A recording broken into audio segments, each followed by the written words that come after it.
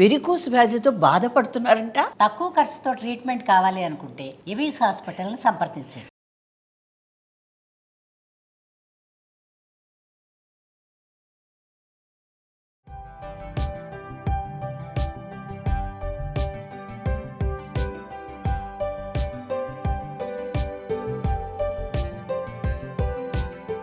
ఇదివరకు చిన్నప్పుడు ఒక సామెత చెప్తుండేవాళ్ళండి. కొంచెం ఏడాది ఏడనర్థం వచ్చిన పిల్లల్ని ఎత్తుకోవటం కష్టమని, జొన్నన్నం వండుతావా రావణుని ఎత్తుకుంటావా అని అనేవాళ్ళు. అంటే రావణుని ఎత్తుకోవడం, పిల్లాడిని ఎత్తుకోవడం ఎంత కష్టం అంటే జొన్నన్నం వండినంత కష్టం అని. ఎందుకు జొన్నలు బియ్యంలాగా వండలేమా అంటే వండలేం. దాన్ని నానబెట్టాలి, దంచాలి, చెరగాలి, పొట్టంతా పోగొట్టాలి. ఉడకటానికి కూడా బియ్యం కంటే ఎక్కువ సమయం తీసుకుంటుంది. జొన్నన్నం వండటం కష్టం అనుకునేవాళ్ళం. నా చిన్నప్పుడు ఈ గొడ్లకు పెట్టడానికి జొన్నన్నం వండేవాళ్ళు. ఏదో గిన్నెలో అలా నీళ్ళు పోసి దాన్ని ఒక రోజంతా నానబెట్టేవాళ్ళు. జొన్నల్ని దంపి అలాగా దంచి కొంచెం చెరిగేవాళ్ళు. ఎక్కువ చెరగదడం కూడా కాదు, పచ్చజొన్నల్ని వండేవాళ్ళు. పాలేళ్ళు వాదొడ్లో ఈ మన నీళ్ళ కాగు పెట్టే పొయ్యి మీదే అన్నం వండేసి ఎడ్లకి వాటికి పెట్టేవాళ్ళు. అయితే మా నాన్నగారికి డయాబెటీస్ టైప్ 2, ఆయన అర్లీగానే చనిపోయారు. ఈ డయాబెటీస్ ఉంటే ఆయుర్వేద వైద్యులు జొన్నన్నం తినమన్నారు. మా నాన్నగారు ఇంట్లో జొన్నన్నం తింటుంటే ఇంత అన్నం ఎప్పుడైనా మజ్జిగలోకి తింటుండేదాన్ని నేను. ఒక 5-6 సార్లు తిన్నానేమో చిన్నప్పుడు. ఏదో వింతగా ఉండేది. అదొక రుచి. ఆయన తింటున్నారు, మనం కూడా తినాలి అని మజ్జిగ పోసుకుని తినేవారు. చాలా ఎక్కువ రైస్ తిన్నా కూడా డయాబెటీస్ వాళ్ళకి మంచిదనేవాళ్ళు. ఇప్పుడు మనకి ఇటీవల కాలంలో ఈ చిరుధాన్యాల వ్యవహారాలు చాలా తెలిసినాయి కదా మనకి.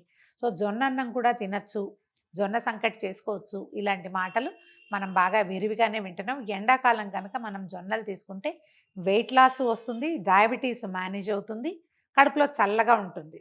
అయితే దీనికి పూర్వార్థంలో ఇంకో కథ చెప్పాలండి. మన పివి నరసింహారావు గారు రాసిన గొల్ల రామవ్వ అనే కథ తెలంగాణ మాండలికంలో సాగుతుంది కథ అంతా. అందులో రజాకార్ మూమెంట్ ఆ సమయంలో ఒక అబ్బాయి, సంపన్నుల ఇంట్లో ఉన్న ఒక అబ్బాయి తిరుగుబాటుదారుడుగా ఉంటాడనమాట. అతను పారిపోయి వీళ్ళకి దొరకకుండా, సిపాయిలకు దొరకకుండా ఒక రామవ్వ అని ఒక ముసలమ్మ ఇంట్లో దాక్కుంటాడు. దెబ్బలు తగిలి వచ్చిన కుర్రాడిని ఆవిడ ఆదరిస్తుంది. పూర్తి తెలంగాణ మాండలికంలో ఉంటుందండి. అందులో మజ్జిగ కలిపి, చల్ల కలిపిన జొన్న గట్క తినిపిస్తుంది అతనికి. అతను తాగడానికి ఇస్తుంది అనమాట. ఆ గట్క అంటే ఏమిటో అనుకునేదాన్ని నేను. చాలా సంవత్సరాల క్రితం చదివిన కథే, కానీ ఎవరికైనా కుదిరితే చూడండి, చాలా బాగుంటుంది. అసలు మాండలికం ఎంత అద్భుతంగా ఉంటుందో, చదవడానికి చాలా ఇంట్రెస్టింగ్గా ఉంటుంది. ఆ కాలపు కథ కాబట్టి. అందులో ఈ జొన్న గట్క గురించి చెప్తారు. మజ్జిగలో కలిపి ఇచ్చారు, ఒళ్ళు చల్లబడుతుంది, జ్వరం ఉన్నా కూడా తగ్గిపోతుంది అని చెప్పబడుతుంది అనమాట. అయితే ఈ జొన్న అంబలి, జొన్న గట్క, జొన్న అన్నం, జొన్న సంకటి ఇంచుమించుగా ఒకటే విషయం, కొంచెం కొంచెం రూపాలు భేదం. ఈ ఎండాకాలం కనుక ఇది మనం తీసుకోగలిగితే, జొన్నతోటి చేసిన పదార్థం వెయిట్ లాస్, చల్లగా ఉంటుంది, డయాబెటీస్ మేనేజ్ అవుతుంది. సో అందుకని ఇవాళ అది చూపిద్దాం అనుకున్నాం. తెల్ల జొన్నలు తీసుకున్నాం మేము. వీటిని ఏం చేసామంటే దాదాపు ఒక 12 అవర్స్ నానబెట్టాం. ఈ కప్పు జొన్నలే. ఈ నానాక ఇవి ఇలా అయినాయి. కొంచెం తుడిచాము, కాస్త తడి ఉంది, కానీ వీటిని గ్రైండ్ చేసేసి మనం ఆ గట్క సంకటో చేసుకోవచ్చు. అంటే మనం జొన్న అన్నం అని చెప్పట్లేదు, ఇది కొంచెం సంకటి లాంటి పదార్థం తయారవుతుంది. గ్రైండ్ చేసేద్దాం మొదట. ఇవేంటంటే దీంట్లో నుంచి మనం రవ్వ చేసి రవ్వతోటి అన్నం వండుకోవచ్చండి. 3-4 రకాలుగా చేయొచ్చు దీన్ని. పూర్తిగా ఇది గ్రైండ్ చేయటము, జల్లించేస్తే మెత్తపిండి అంతా దిగిపోయి రవ్వ పైకి ఉంటుంది కదా. ఓన్లీ రవ్వే వాడతారు ఒక ప్రాంతంలో అన్నానికి. లేదా ఆ పిండితోటి కొంచెం రాగి పిండి కలిపి మనం అంబల్లాగా కాచుకోవచ్చు ఇంకో ప్రాంతాల్లో. కొంతమంది ఏం చేస్తారంటే దీన్ని మొత్తాన్ని గ్రైండ్ చేసేయటం, కొంచెం బరగ్గా ఉంచి ఇక పిండి తీసే పని లేదు, దాంతోటే మనం ఈ సంకటి చేసుకోవచ్చు అనమాట. నాకు అట్లా నచ్చిందండి ఆ విధానం, బాగుంటుంది. అంటే మనం పిండి ఉంటే కనుక ఇందులో జిగురుగా ఉంటుందని అనిపిస్తుంది. మనం మజ్జిగ పోసుకుని తీసుకునేటప్పుడు అది జిగురుగా ఉంటే మాత్రం ఏమవుతుంది, ఏదైనా పచ్చడి పులుసు కలుపుకుని తినచ్చు, మజ్జిగ కూడా పోసుకోవచ్చు. గ్రైండ్ చేద్దాం.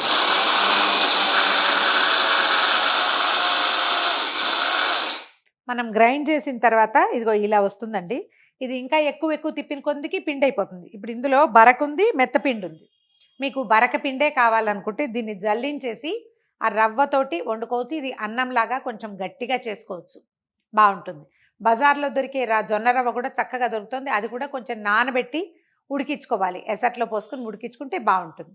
మనం అలా కాకుండా ఇది గట్క, దీన్ని మజ్జిగలో కలుపుకొని కొంచెం జావలాగా, ఎలా అంటే సెమీ సాలిడ్ లాగా అనుకోండి, మనం రాగి జావలు కలుపుకుంటాం కదా, అట్లా కొంచెం జావలాగా కొద్దిగా ఏదైనా పచ్చడి నలుచుకుంటూ లేదా కాస్త ఉప్పు వేసుకుని కనుక తీసుకుంటే చాలా బాగుంటుందండి. దీన్నే గట్క అని చెప్తారు, మజ్జిగలో కలిపేసి పెడతారు. రోజులో 2-3 సార్లు తాగడానికి యూజ్ అవుతుంది. నేను దీంతోటే చేస్తున్నా. ఇలా కనుక మనకి పిండి రవ్వ కలిసి ఉన్నదానికి 1కి 4 పోయాలండి నీళ్లు. ఏం చేస్తామంటే 3 నీళ్ళేమో స్టవ్ మీద పెట్టి మరగనిద్దాము. ఒక నీళ్ళని పక్కన గిన్నెలో పోసి పెట్టాను. ఈ పిండిని ఇందులో వేసి పెట్టుకుందాం.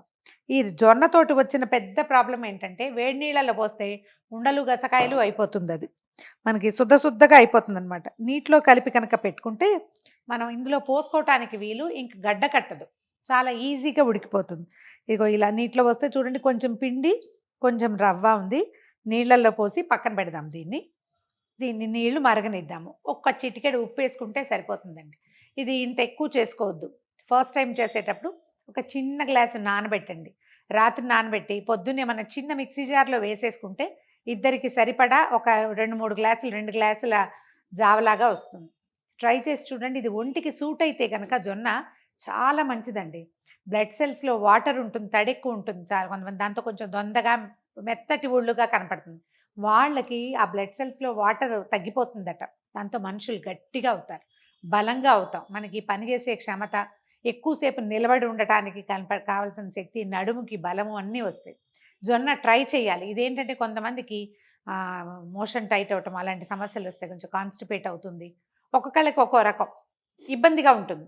ఆ ఇబ్బంది కనుక లేదు అంటే మనం కొంచెం ట్రై చేస్తూ మన జీవితాల్లో ఇప్పటిదాకా జొన్న ప్రవేశించకపోతే స్లోగా దీన్ని రోజు విడిచి రోజు అట్లా కనుక చేసుకున్నామంటే మజ్జిగలో కలిపి తీసుకుంటే బ్రేక్ఫాస్ట్గా చాలా బాగుంటుంది. ట్రై చేసి చూడండి. నీళ్ళలో కలిపి పెట్టాను. ఇదేమో కొంచెం నీళ్ళు మరగనిద్దాం. నీళ్ళు మరుగుతున్నాయి. ఒక చిటికెడు ఉప్పు వేసేద్దాం ఇందులో.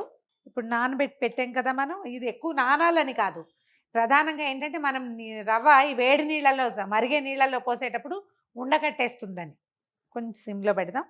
దీన్ని కాస్త కింద పైన కదిపేసి పోసేస్తాం. ఇది ఈజీ మెథడ్ కోసం చేసేదండి, పాత పద్ధతి ఏం కాదు. నేను రాగి పిండి కూడా నీటిలో పోసే వేస్తాను. డైరెక్ట్గా పిండి పోయటానికి చాలా భయం నాకు, ఉండలైపోతాయని అనుమానంతో. చెయ్యి విడవకుండా తిప్పండి. ఇది ఉండగట్టేసే ప్రమాదం చాలా ఎక్కువ ఇందులో.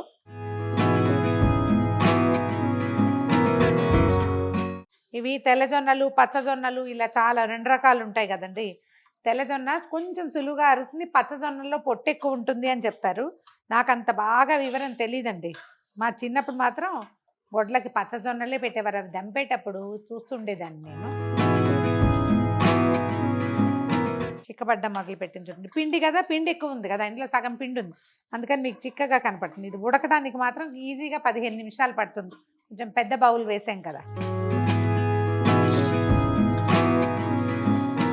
ఇది సెటిల్ అయ్యేదాకా అలాగా తిప్పుతూ ఉండాలి. మనం ఇంత చెయ్యము, కొంచెమే చేసి చూస్తామనుకోండి, అప్పుడు మనకు తెలుస్తుంది. ఏదైనా ఇత్తడి గిన్నె పెట్టుకుంటే అడుగు మాడకుండా, తర్వాత ఇది ఎక్కువ ఉండలు కట్టకుండా నిదానంగా ఈవెన్గా మంట వస్తుంది అన్ని పక్కల. స్టీల్ వాటితో ఒక తిప్పలు ఏంటంటే ఓ పక్కకి మంట ఉంటుంది, ఈవెన్గా స్ప్రెడ్ అవ్వదు హీట్. ఇత్తడి వాటిలలో అలా అవుతుంది. ఈ కుతకుతలాడుతున్నప్పుడు దింపేసేయచ్చండి. నేను మీకు పైకి తీసి చూపిస్తాను చూడండి. పిండి పార్ట్ కూడా ఉంది కదా మన పదార్థంలో, జొన్నలో. అది పిండి అంతా ఉడికిపోయింది, రవ్వ మీకు ఇలా కనిపిస్తుంది చూడండి, కణికలుగా. కానీ ఇది బాగా నానిపోయి ఉండటం వల్ల చక్కగా ఉడికిపోతుందండి. ఇది ఇందులో ఏమైనా ఉడుకు పట్టకుండా ఉండిపోతుందేమో అని భయపడక్కర్లా. మనం ఫ్రెష్ రవ్వ అయితే అది పూర్తిగా పక్వం అయ్యేదాకా ఉంచాలి. దీనికి ఇది సరిపోతుంది. ఇగో ఇలా ఉడికొస్తే తడి అయిపోతున్న సూచన అనమాట. మనం ఇది చల్లారాక ఇంకొంచెం గట్టిగా అవుతుంది. దీన్ని కొంచెం పెరుగు వేసి కొద్దిగా బీట్ చేసి ఏదైనా పచ్చడి నలుచుకుని తినేయచ్చు. టమాటా పచ్చడి కానీ, ఏదైనా చింతపండు పచ్చడి, కార పచ్చళ్ళు ఏవైనా, చింతపండు పచ్చడి నూరుతారు ఈ వైపు, అలాంటిది ఏదైనా పక్కన పెట్టుకుని అలా కూడా బౌల్లో ఒక ఏమైనా పోరిడ్జ్ లాగా ఉంటుంది, అలా కూడా తినచ్చు. లేదా మజ్జిగ పోసుకొని కొంచెం పల్చం చేసి ఉప్పు వేసుకుని, నేనైతే సైంధవలవణం లాంటివి బ్లాక్ సాల్ట్ వేస్తే భలే బాగుంటుందండి. పానీపూరిలో వేసే ఉప్పు చిన్నది, అది వేసుకుంటే భలే బాగుంటుంది. చాట్ మసాలా కలిపినట్టు ఉంటుంది, చాలా బాగుంటుంది. అలా ట్రై చేయొచ్చు. ఇంకా ఆపేసేయచ్చు. ఇగోండి కుతకుతలాడుతోంది కదా, ఇంకా సరిపోతుంది. ఎంత చిక్కగా అయిందో చూడండి, చూడ్డానికే చాలా టెంప్టింగ్గా ఉంది. ఏదైనా కలుపుకుని తినేద్దాం అనిపిస్తుంది. ఇది చల్లారేసరికి కొంచెం గట్టిగా అవుతుంది. వేడివేడిగా తింటే నాలుగు తాటు ఊడిపోతుందండి, పొరపాటును కూడా ట్రై చేయకండి. వేడి దాంట్లో మజ్జిగ కలపద్దు, చల్లారాకే మజ్జిగ కలుపుకుంటే మంచిది, హెల్దీ కూడా. ఆపేసేద్దాం. ఇంకా మొత్తం అంతా కుతకుతలాడుతుంది కదా, సరిపోతుంది. ఇట్లా స్టవ్ ఆపేసేద్దాం. దించి పక్కన పెడదాం. దీంట్లో ముందే చెప్పాను కదా, మళ్ళీ ఇంకొకసారి చెప్తాను. మీకు ఇది ముద్దలాగా శుద్ధగా గట్టిగా ఒక బౌల్లో ఇలా కూర్చునేలాగా రావాలంటే నేను గ్రైండ్ చేశాను కదా జొన్నల్ని, నానబెట్టిన జొన్నల్ని, దాన్ని జల్లించేసి పిండి రవ్వ సెపరేట్ చేసేయండి. ఓన్లీ రవ్వతోటిగా మనం చేసేటట్టయితే 1కి 3 నీళ్లు సరిపోతాయండి. నేను పిండి కూడా ఉంది, పలచగా కావాలని 4 పోసుకున్నాను. మీరు 3 చేసేటట్టయితే నీళ్ళు పెట్టడము, నీళ్లు మరిగేటప్పుడు ఈ రవ్వని అలా పోసేసి బాగా తిప్పాలి. గబుక్కుని చెయ్యొదిలేసామా ఉండలు కట్టేస్తుంది. ఒకసారి ట్రై చేసి చూడండి. హెల్దీ రెసిపీస్ కొన్ని కొన్ని మనం ట్రై చేస్తూ ఉంటాం. ఒకవేళ ఒంటికి సూట్ అయితే కంటిన్యూ చేస్తాం. కంటిన్యూ చేద్దామన్న ఉద్దేశంతో, పాజిటివ్ దృక్పథంతో దీన్ని ట్రై చేసి చూడండి. ఈ వీడియో కనుక మీకు నచ్చినట్లయితే లైక్ చేయండి, షేర్ చేయండి. మరిన్ని ఇంట్రెస్టింగ్ వీడియోల కోసం సుమన్ టీవీకి సబ్స్క్రైబ్ చేసుకోండి.